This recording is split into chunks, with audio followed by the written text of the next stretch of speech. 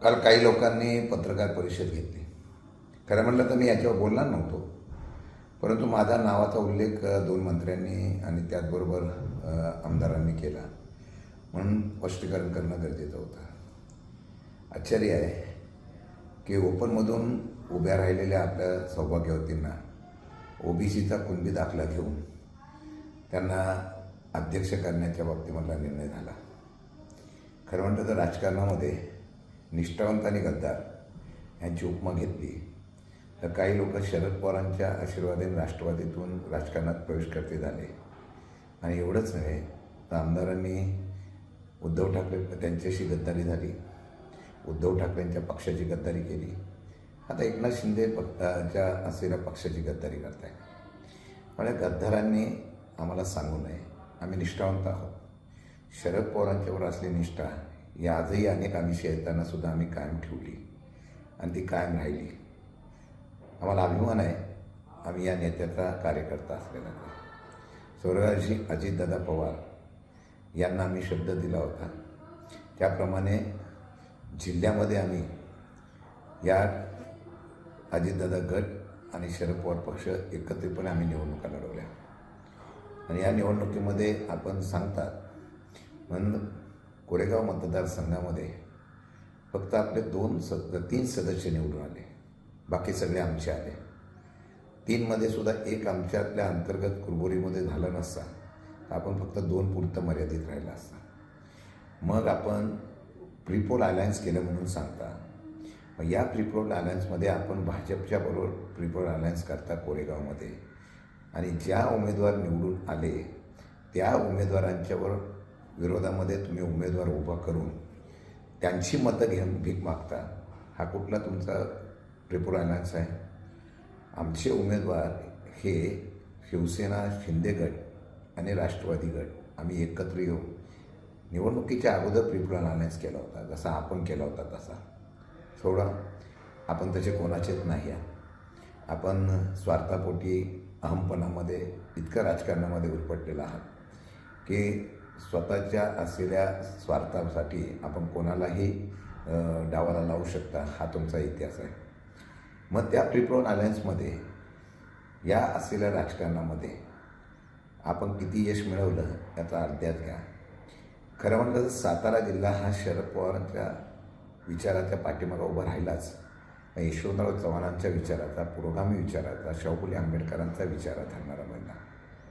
आणि या सातारा जिल्ह्यामध्ये ज्यावेळेला पक्ष आणि भाजप सत्ता घेण्यासाठी दबाव फोडाफोडीचं राजकारण करत होते, अंतर्गत तुम्ही त्यांना पाठबळ देत होता.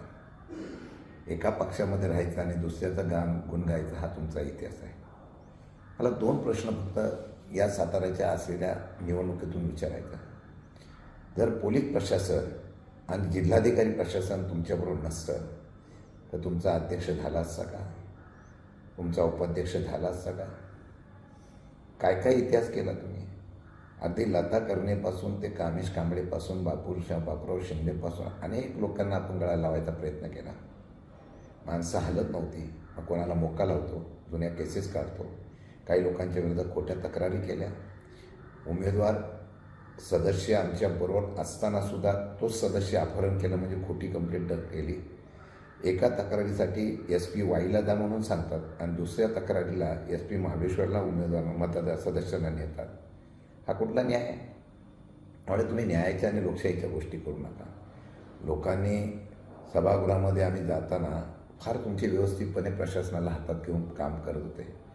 मला मंत्र्यांना एवढंच विचारायचं आहे, आपल्या लोक तुमच्यावर होती असं तुम्ही सांगता, मग सभागृहामध्ये जाताना त्याला गेटमधून घेण्याचा प्रयत्न कामेश कांबळे त्यांना का केला? जबरदस्ती त्यांना का केली? आणि पोलीस यंत्रणा एवढी तत्पर होती त्यावेळेला ते दुर्लक्षित का करत होती? आमच्या सदस्यांना 12:30पर्यंत आतमध्ये येऊन देऊ नये अशा प्रकारचा प्रयत्न करत होते. म्हणूनच मी गेटवर गेलो आणि त्या सदस्यांना घेऊन आलो. त्यांना ते सदस्य स्वतःहून 1.5 महिने बाहेर राहिलेले आहेत.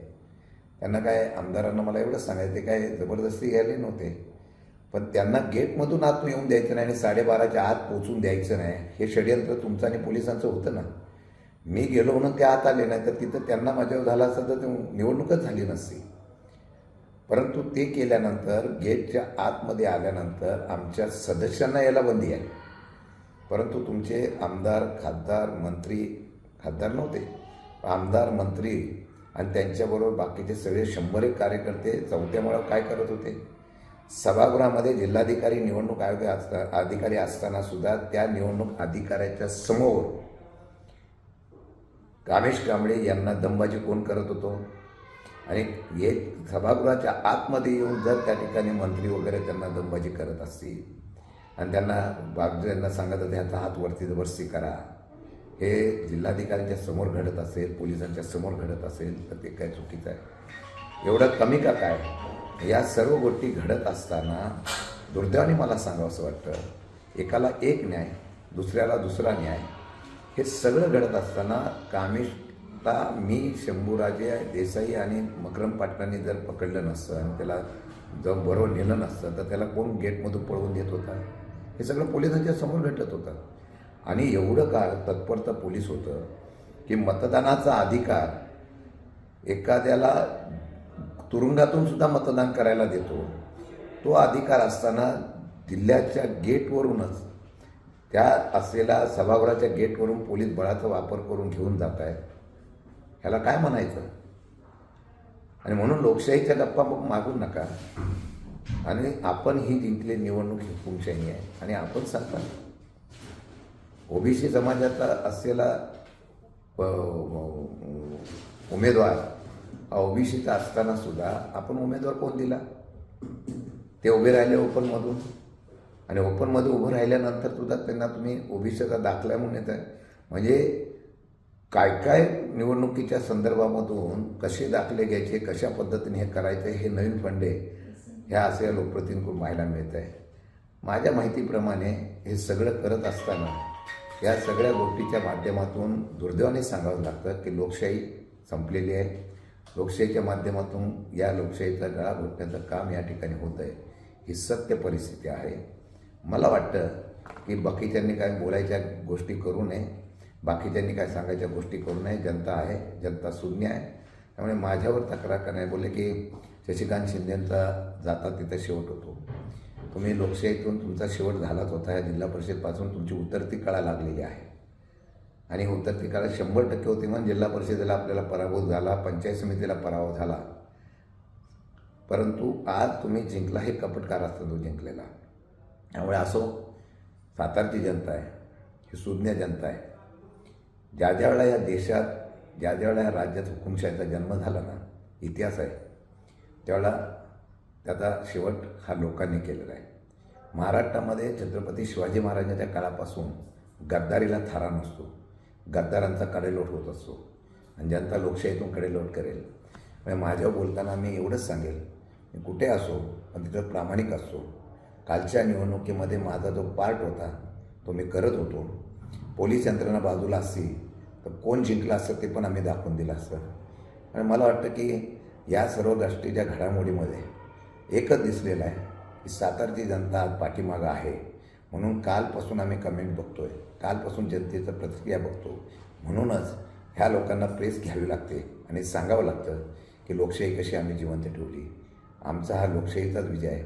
जे कोणी गद्दारी केले ते बडतर्फ होती. कोर्टात तर आम्ही जाऊच, आव्हान तर देऊ, पण त्यांना डिस्क्वालिफाय पण करू. आणि त्यांना जरा तरी जणांची मनाची लाज असेल तर जनतेचा रेट आहे, स्वतःहून त्यांनी राजीनामा द्यावा, नाही तर त्यांचा आम्ही राजीनामा घेऊ, अशी मी इशारा देतो. आणि मला वाटतं की आमचा शेवट होत नाही. ज्यांनी शेवट करायचा प्रयत्न केला त्याचाच शेवट होतो. आणि महाराष्ट्रामध्ये हा तुम्हाला इतिहास पाहायला मिळेल. धन्यवाद.